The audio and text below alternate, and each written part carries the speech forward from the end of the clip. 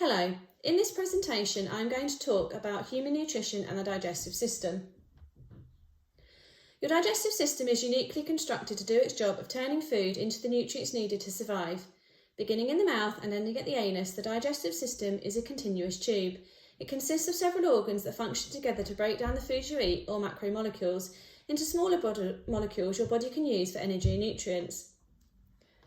The mouth is the first organ of the digestive system. Mechanical and chemical digestion happen here. Mechanical digestion is aided by specialised teeth and strong jaws during mastication. This chewing breaks food up and mixes it with saliva, which moistens and lubricates food and helps chewing. Chemical digestion happens when saliva is released from salivary glands, as it contains amylase, which begins to break down the polysaccharides in starch into disaccharides.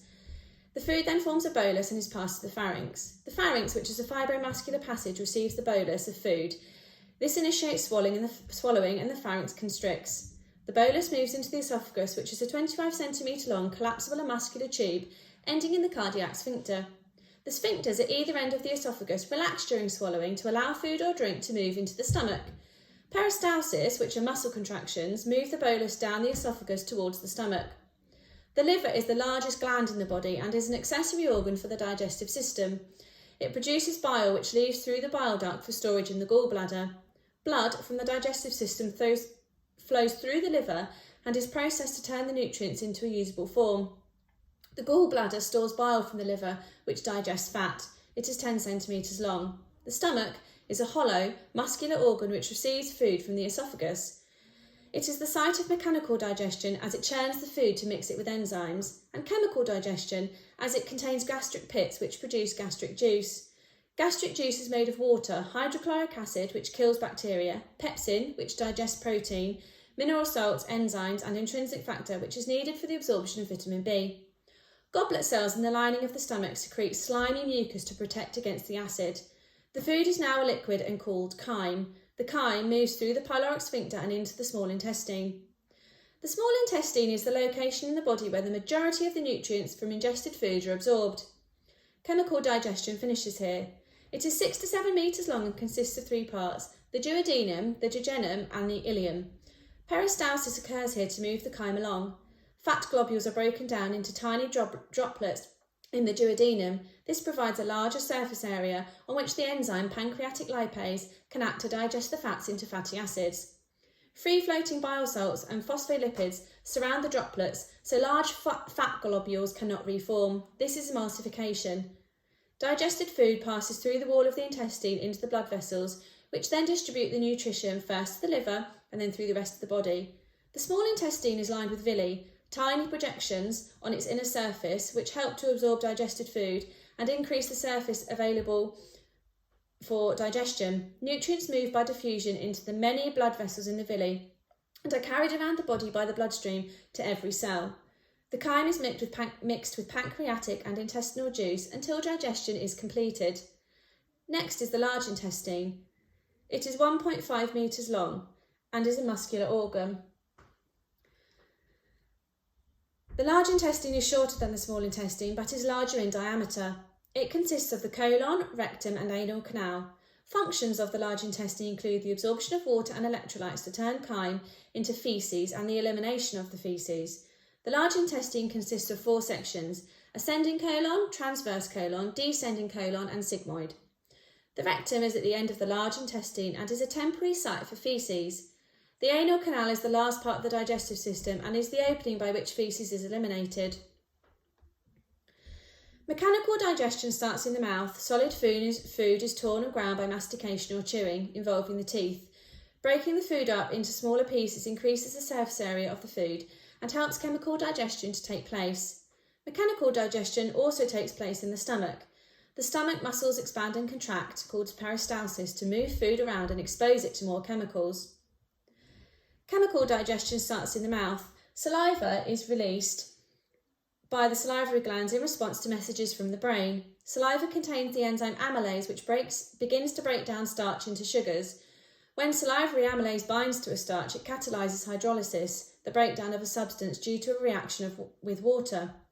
An enzyme is a biological substance that catalyses specific reactions, which means that they make reactions happen faster than they would otherwise. This is because the long chains of amino acids which make up the enzyme are folded into a particular shape known as the active site. The substrates of the reaction fit into the active site of the enzyme. This works like a lock and key. When enzymes find their designated substrate, they lock on and transform them, and then continue to the next substrate molecule. Once the substrate is in place in the active site, it binds to the enzyme and the reaction takes place rapidly. Temperature and pH can both denature the active site and therefore alter the activity of the enzyme. The substrate would then not be able to bind to the enzyme and the reaction would not take place. Saliva works best at a pH of 7.4. Pepsinogen is an enzyme secreted by chief cells in the lining of the stomach. The pH in the gastric acid converts it into pepsin, which is its active form.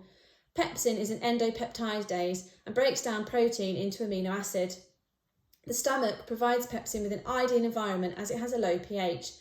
Pepsin is most effective at 1.5 to 2 pH. At low temperatures, the number of successful collisions between the enzyme and substrate is reduced because their molecular movement decreases. The human body is maintained at 37 degrees as this is the temperature enzymes work best at. High temperatures can denature the active site by breaking the weak forces that hold the enzyme together. pH can also denature the active site by affecting the charges of the amino acids that make up the enzyme. These changes are usually, though not always, permanent. A person's diet is the total sum of food that is consumed. Food is ordered into groups with similar properties. In order to eat a balanced diet, food from each food group needs to be eaten in the correct proportions. Water is essential for life and to remain healthy. The 5 main food groups are meat, fish and eggs, bread, cereals, potatoes, pasta, fruits and vegetables, dairy, oils and spreads. Meat, fish and eggs provide the body with proteins, which are the building blocks for the body. Protein is needed for growth, maintenance, repair, hormone and antibody production. Bread, cereals and pasta should make up 50 to 60% of the diet. These foods provide the body with carbohydrates which act as the body's fuel. Carbohydrates are converted to glucose and stored as glycogen.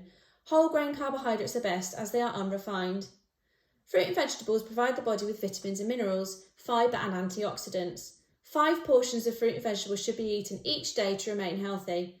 They contain important vitamins and minerals that help prevent disease, as well as fibre which keeps the bowel function healthy. Foods in the dairy group, for example, cheese and milk, provide the body with calcium which helps keep bones strong.